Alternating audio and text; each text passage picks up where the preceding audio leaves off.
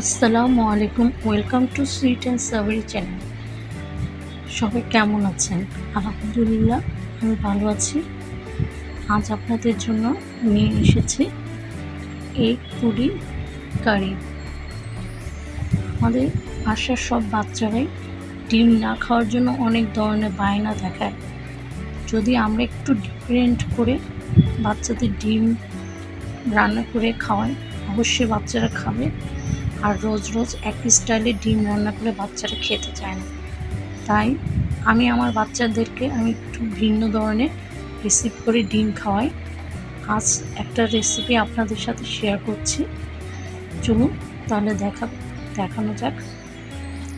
আমি এখানে 4টা ডিম নিয়ে নিয়েছি। ডিমের সাথে কিছু লবণ এবং গোলমরিচ এবং হাফ কাপ দুধ দিয়ে ভালোভাবে ফেটে নিলাম। তারপর একটা টিফিন বক্সে তেল মেখে তার উপরে দিয়ে দিলাম। টিফিন বক্সটা আমি ঢেকে দিয়ে এটাকে আমি হাফে সিদ্ধ করতে দিলাম, যেমন আমরা পুডিং তৈরি করে সেরকমভাবে। এই যে এইভাবে হাফ দিয়ে সিদ্ধ করে নিয়েছি। তারপর ছোট ছোট স্লাইস করে কেটে নিয়েছি। দেখেন এইরকমভাবে কেটে নিতে হবে। এই স্লাইসগুলোকে আমি আবার রান্না করব। একটা ফ্রাই প্যানে আমি 1 চামচের মতো রসুন কুচি দিয়ে দিয়েছি, আর পেঁয়াজ কুচিও দিয়ে দেব 1 চামচের মতো। দিয়ে এটাকে ব্রাউন কালার করে ভাজতে হবে। একটু ভাজা হয়ে গেলে আমি মশলা দেব। হাফ চামচের মতন আদা রসুন পেস্ট দিয়ে দিলাম। তারপর হাফ চামচ মরিচের গুঁড়ো, ঝালটা একটু বুঝে দেবেন বাচ্চারা খেলে। 1 চামচের মতো হলুদের গুঁড়ো আর জিরের গুঁড়ো, গরম মশলা গুঁড়ো দিয়ে দিলাম।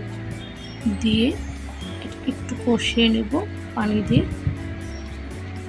একটু পানি দিলাম এই কারণে যেন মশলাটা পুড়ে না যায়। পুড়ে গেলে খাবারটা বেশি একটা ভালো হবে না। ভালোভাবে কষিয়ে নিচ্ছি। কষিয়ে এর মধ্যে আমি দিয়ে দেব 2 টেবিল চামচের মতো সস, টমেটো সস। তারপর দিয়ে দিব স্বাদ মতন লবণ। দিয়ে ভালোভাবে কষিয়ে নেব। কষিয়ে এর মধ্যে আমি কিছু সবজি দিয়ে দেব। আমি এখানে ক্যাপসিকাম এবং 2টো পেঁয়াজ নিয়ে নিয়েছি। পেঁয়াজগুলো আমি 2 ভাগ করে খুলে নিয়েছি। আপনারা অন্য সবজিও দিয়ে এই রেসিপিটা তৈরি করতে পারেন। এই রেসিপিটা যদি আপনার ইউটিউব থেকে দেখে থাকেন, অবশ্যই লাইক, শেয়ার, কমেন্ট, সাবস্ক্রাইব করবেন। আর এই ভিডিও ডিসক্রিপশন বক্সে আমার ফেসবুক লিঙ্কটা দেওয়া থাকবে, অবশ্যই ফলো দিয়ে রাখবেন নতুন ভিডিও দেখার জন্য, এবং লাইক, শেয়ার, কমেন্টস করবেন। তারপর আমি ডিমগুলো দিয়ে দিলাম, সেগুলো আমি স্লাইস করে কেটে রেখেছিলাম। এটাতে একটু কষিয়ে নেব ভালোভাবে।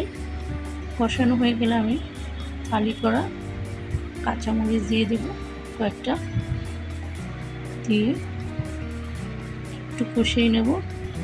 তারপর এর মধ্যে আমি 2 চামচের মতন কর্নফ্লাওয়ার আগে থেকে গুলে রেখেছিলাম, ওইটা দিয়ে দিয়েছি একটু থিক হওয়ার জন্য।